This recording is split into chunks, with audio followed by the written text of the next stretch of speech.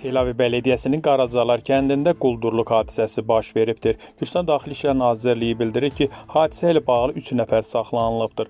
Onlar 1982-ci il təvəllüdlü E.D, həmçinin ana və oğul 2008-ci il təvəllüdlü T.İ və əvvəllər məhkum olunmuş 1990-cı il təvəllüdlü S.İ-dir. İstintaqa görə martın 29-da gecə saatlarında maskalı şəxslər Qaracalar kəndində yaşayan 1955-ci il təvəllüdlü kişinin evinə daxil olub. Onlar zərər çəkmişə fiziki zorakılıq göstərərək 8200 lari, bank kartları və mobil telefonu ələ keçiriblər.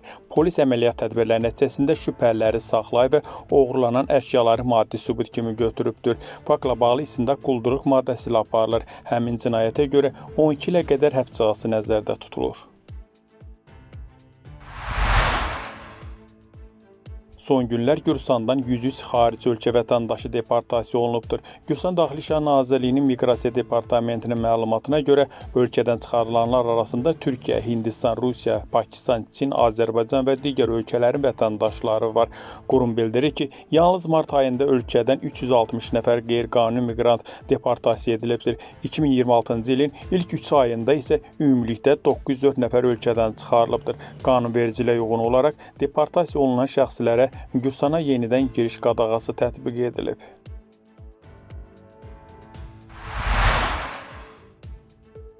Son 72 saat ərzində Gürcüstanda narkotik cinayəti ilə bağlı geniş əməliyyat keçirilibdir. Gürcüstan Daxili İşlər Nazirliyi bildirir ki, əməliyyat nəticəsində narkotik ticarətində iştirak edən və onu dəstəkləyən 108 nəfər saxlanılıbdır. Onlar arasında həm Gürcüstan, həm də xarici ölkə vətəndaşları var. İstintaqın məlumatına görə saxlananların əksəriyyəti narkotik satışı şəbəkəsində iştirak edib. Polis nəzarətli alış əməliyyatları və gizli audio və video qeydləri vasitəsilə onların fəaliyyətini sənədləşdiribdir.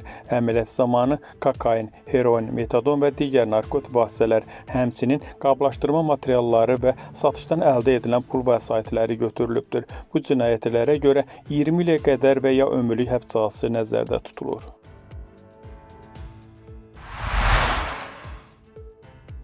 Gürcüstan dövlət sərhədini qanunsuz keçməkdə ittiham olunan 3 nəfər saxlanılıbdır.